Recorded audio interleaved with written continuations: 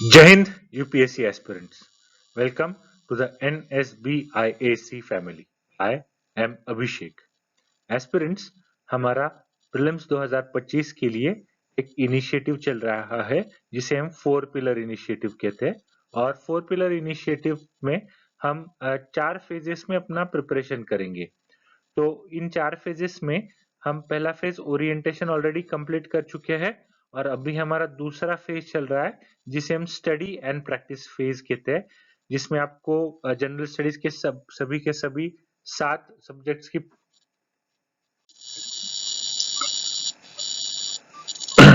7 subjects के हम पढ़ाई भी करेंगे और उससे रिलेटेड प्रैक्टिस भी 10 MCQs का रोज करेंगे। तो आज हम ज्योग्राफी देख रहे हैं और ज्योग्राफी का ये 8वां दिन है। 12 फरवरी के जो क्वेश्चंस है 10 MCQs उसका हम डिस्कशन आज करेंगे। तो शुरुआत करते हैं। हमारा पहला सवाल है इज रिलेटेड टू हिमालयस। देखिए ये कॉन्सेप्चुअल क्वेश्चन है और आपको इसको कॉन्सेप्चुअल अंडरस्टैंडिंग हो तो आप इसे अच्छे से सॉल्व करते हैं। क्वेश्चंस पूछा गया कि when you travel in Himalayas you will see the following: deep gorges, U-turn river courses, parallel mountain ranges, steep gradient causing landslides. So, which of the above can be said to be the evidence of Himalayas being young fold mountains? तो देखिए ये सारे evidences है कि Himalaya young fold mountains है। Deep gorges बिल्कुल आपको बहुत कॉमन फीचर है। U turn river courses, Brahmaputra river itself is an example. Parallel mountain ranges देखिए आप देखते हैं, greater Himalayas, lesser Himalaya, Shivaliks, all these are parallel mountain ranges.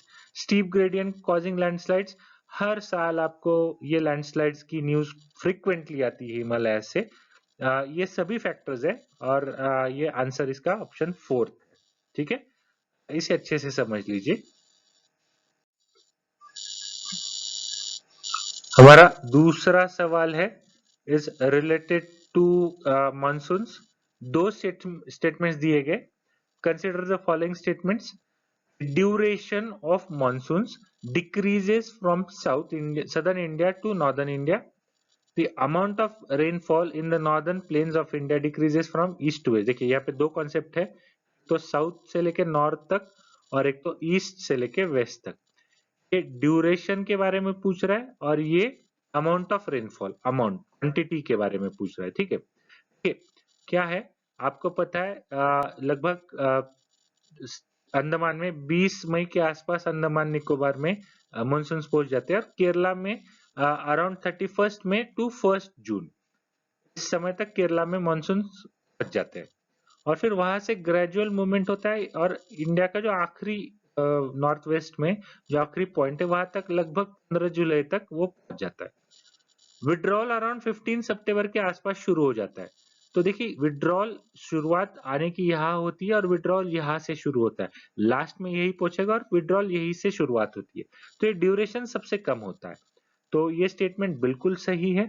दूसरा देखिए, बे ऑफ बंगाल की जो ब्रांच है या मानसून उस ब्रांच से जो आते हैं वो पहले eastern India, north east India, फिर बंगाल से वेस्ट बंगाल है, बिहार है, उत्तर प्रदेश है, हरियाणा है, पंजाब है। तो ये मानसून कैरिंग मतलब मॉइस्चर कैरिंग मानसून विंड जो होती है वो ग्रेजुअली प्रेसिपिटेट मतलब बरसात होती जाती है, तो मानसून का जो अमाउंट ऑफ रेनफॉल है, मॉइस्चर है, वो कम होते जाता है जब तक इट रीचेस पंजाब। तो यहाँ पे अमाउंट काफी कम है as compare to the eastern part.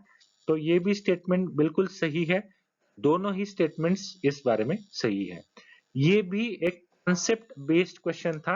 आज का हमारा फीचर क्या है, आज हम कॉन्सेप्ट बेस्ड क्वेश्चन पूछे तो आप इसे समझ लीजिए। तो एक कॉन्सेप्ट समझना आपके लिए बहुत जरूरी है। ठीक है, आगे बढ़ते हैं। एस्पिरेंट्स, हमारा अगला क्वेश्चन रिवर से रिलेटेड है और नर्मदा रिवर से रिलेटेड स्पेसिफिकली है। तो देखिए नर्मदा रिवर जो है it's a west flowing river, ये फैक्ट हमको पता है। जबकि हालांकि बाकी सारे पेनिनसुला, इंडिया का जो पेनिनसुलर रीजन है, ये वाला जो रीजन जिसे हम पेनिनसुला कहते हैं, it is a peninsula, a landmass surrounded by water body on 3 sides is known as peninsula. तो पेनिनसुलर रीजन के बाकी लार्ज जो बड़ी नदियां है, they are all east flowing rivers. Narmada is a west flowing river unlike all of them. तो इसके reasons क्या है? Why? पहला, it occupies a linear rift valley. It flows between Vindhyas and Satpuras. The land slopes to the west from central India. मतलब ये statement का क्या meaning है? ये सेंट्रल इंडिया, तो यहाँ से लैंड का स्लोप वेस्ट की तरफ है क्या? तो देखिए, इनमें से सिर्फ पहला ही स्टेटमेंट सही है. हमने इससे पहले भी देखा है ब्लॉक माउंटेन्स. तो जैसे फॉर एग्जांपल अगर ये लैंड मास है, अभी ग्रेजुअली क्या हो जाएगा, तो इस लैंड मास में से फॉल्टिंग हो जाएगा. सही बात है ना?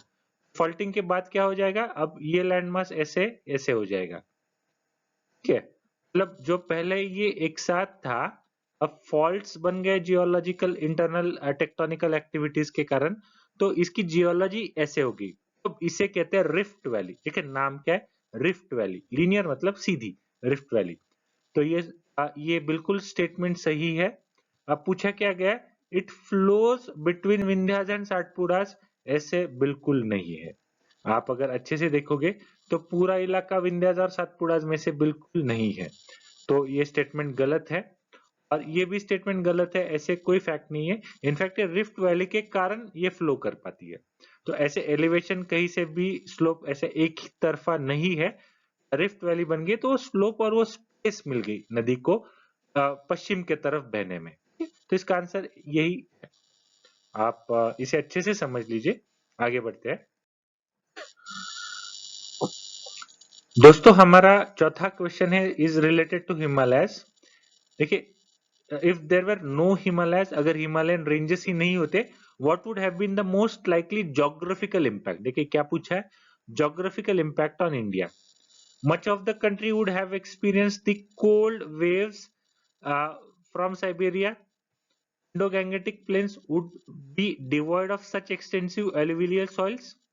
The pattern of monsoons would be different from what it is at present. तो देखिए ये तीनों स्टेटमेंट बिल्कुल सही है. अगर हिमालयस नहीं होते तो एक तरह से जो एक्सट्रीम नॉर्थ साइबेरियन रीजन से जो बहुत ही ठंडी हवाएं बहती है, काफी सारे देश का हिस्सा उसकी चपेट में आ जाते और कोल्ड वेव्स हम एक्सपीरियंस कर पाते. ये बात बिल्कुल सही है. इंडो गैंगेटिक प्लेन, देखिए पूरा ये प्लेन है ना, सबसे ज्यादा हिमालयन रिवर्स हर साल डिपॉजिट करती, एलुवियल सॉइल्स बनाती है वहां पे, वेयर इरोजन होता है हिमालयन रेंजेस से. और वो सारी नदियां, चाहे गंगा हो, उनकी ट्रिब्यूटरीज हो, या फिर रावी बिया सतलज हो, घाघरा रिवर हो, गंधक हो, कोसी हो, ये सारी नदियां ना, ये एक्चुअली एक तरह से एलुवियल सॉइल्स को एनरिच करती है. तो अगर हिमालयस ही नहीं होते तो ये प्रोसेस भी कम नहीं होता, डिवॉइड रह जाते.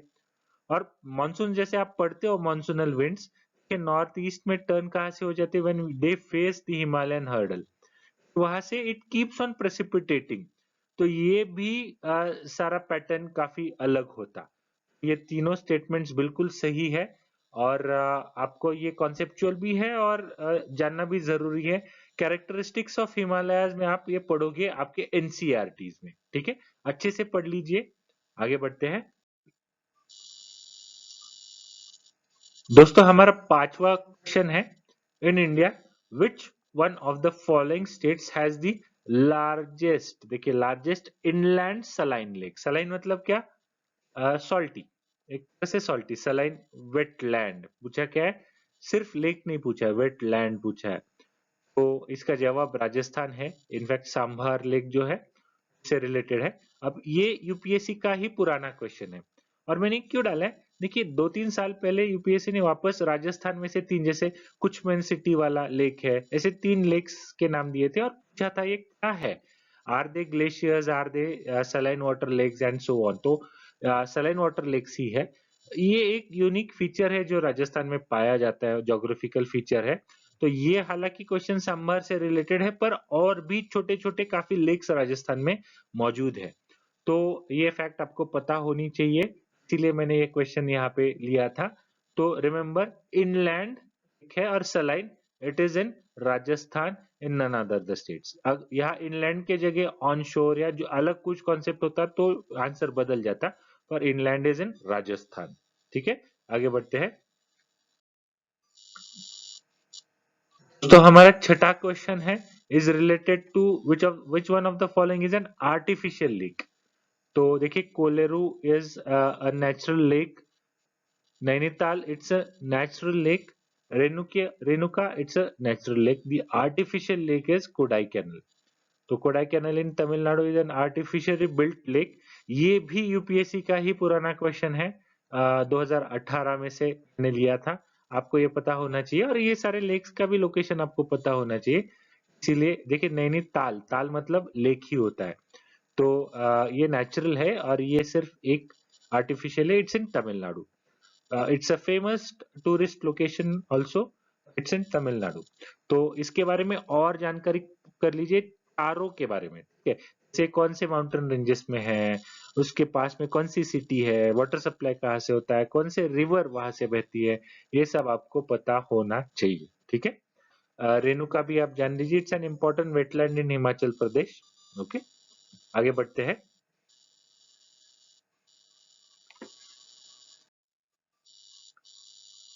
दोस्तों, हमारा सातवां क्वेश्चन है, अगेन रिलेटेड टू रिवर्स। इसमें पूछा, ये यूपीएससी का ही 2016 का क्वेश्चन है।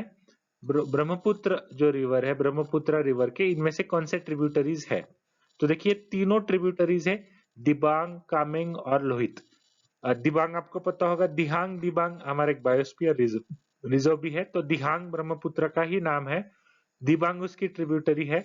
कामेंग एक ट्रिब्यूटरी है जो आसाम की ओर बहती है, मतलब अरुणाचल प्रदेश और आसाम में एंटर करती है। कौन सा सिटी वहां पे इंपॉर्टेंट है वो आपको जानना है।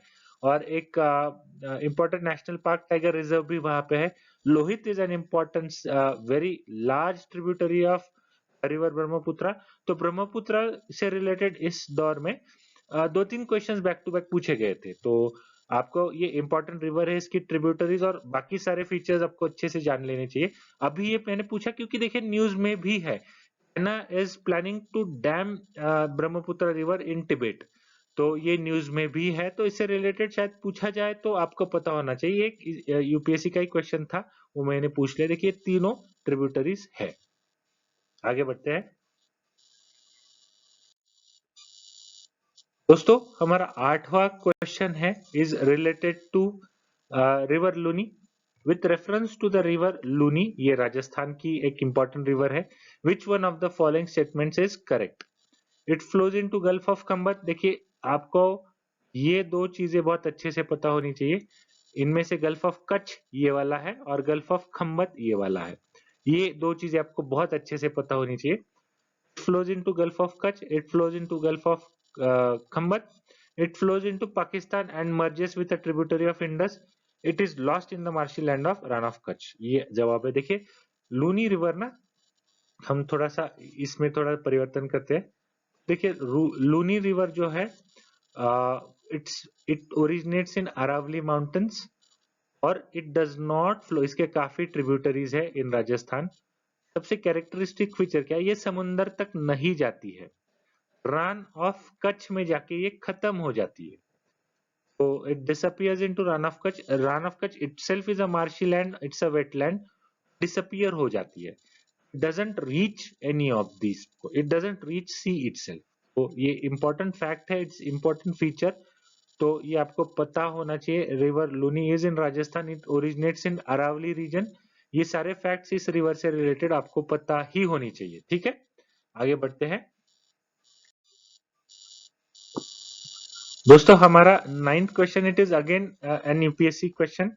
तो देखिए, क्वेश्चन क्या पूछा गया है, at which one of the following places do two important rivers of India originate, while one of them flows towards north and merges with another important river flowing towards Bay of Bengal.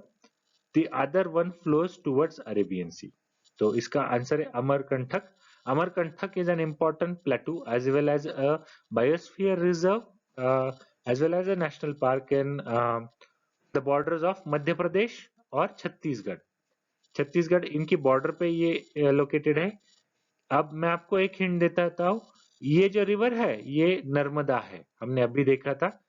Waste flowing river Narmada. आप comment section में मुझे बोलिए ये दूसरी river कौन सी है, ये जो दूसरी रिवर की डिस्क्रिप्शन क्या है, फ्लोज टुवर्ड्स नॉर्थ, तो ये कौन सी रिवर है आपको पता होना चाहिए। इनफैक्ट अमरकंटक के बारे में आप अच्छे से पढ़ लीजिए, क्योंकि जैसे मैंने कहा it's an important biosphere reserve, it's a national park, it is an important part of a natural vegetation in India, as well as it is an important location for जहाँ से दो नदियां ओरिजिनेट करती है, एक नर्मदा है, दूसरी आप मुझे कमेंट सेक्शन में बोलने वाले हैं। तो अमरकंटक के बारे में आप अच्छे से पढ़ लीजिए, इसका लोकेशन देख लीजिए, वहां का नेचुरल वेजिटेशन देख लीजिए। ठीक है, आगे बढ़ते हैं।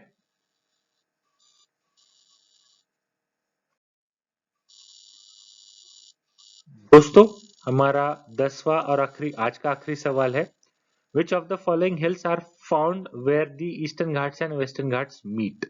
तो देखिए इसका सही आंसर नीलगिरीज है। आप अगर ईस्टर्न और वेस्टर्न घाट्स को देखते हैं तो देखिए वेस्टर्न घाट्स आते हैं यहाँ तक कंटिन्यू करते हैं, ईस्टर्न घाट्स से होते हैं और यहाँ भी कुछ हिल्स है तमिलनाडु में, और ऐसे भी कुछ हिल्स है। तो ये जो रीजन इसको कहते हैं Confluence of eastern and western Ghats. तो यहाँ पे कौन से हिल्स है ऐसे पूछा गया है, तो नीलगिरी हिल्स है। ये अब सीधा क्वेश्चन है, मुझे पता है काफी लोगों को इसका आंसर मालूम होगा। तो देखिए 2018 या 2018 में यूपीएससी ने क्वेश्चन पूछा था सत्यमंगलम टाइगर रिजर्व, मतलब ऐसे ही पूछा था कि in which of the following protected areas is located at the confluence of eastern and western Ghats. तो क्वेश्चन था अलग से घूम के पूछा था, सत्यमंगलम टाइगर रिजर्व ये तमिलनाडु में जस्ट यहीं पे है, सत्यमंगलम टाइगर रिजर्व, वो सही ऑप्शन था। तो देखिए आपको नीलगिरीज ये बायोस्फीयर रिजर्व भी है, उसी का सत्यमंगलम टाइगर रिजर्व है। ये बायोस्फीयर रिजर्व आपको पता होना चाहिए, उसमें कौन कौन से नेशनल पार्क आते हैं, टाइगर रिजर्व आते हैं, वो सब आपको पता होने चाहिए। इनफैक्ट ये ज्योग्राफी आपको अच्छे से पता होनी चाहिए, क्योंकि इस पे काफी क्वेश्चंस पूछे जाते हैं, ये न्यूज में भी हमेशा रहता है किसी न किसी कारण। तो इसीलिए क्वेश्चन आपको पता होना बहुत जरूरी है। मैंने ये सीधा क्वेश्चन यहाँ पे दिया है, पर यूपीएससी ने ऑलरेडी, ये भी यूपीएससी का ही क्वेश्चन है, मैंने वही से चूज किया था, और बाद में वापस यूपीएससी ने इसी क्वेश्चन को ट्विस्ट करके पूछा, तो वापस अब पूछने के चांसेस है, क्योंकि अभी लगभग ऑलमोस्ट इतना ड्यूरेशन पास हो चुका है 2025 के लिए।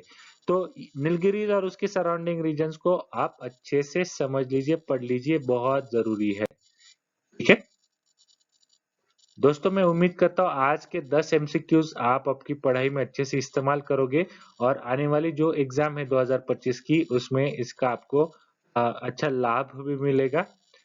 Keep following. Thank you. जय हिंद।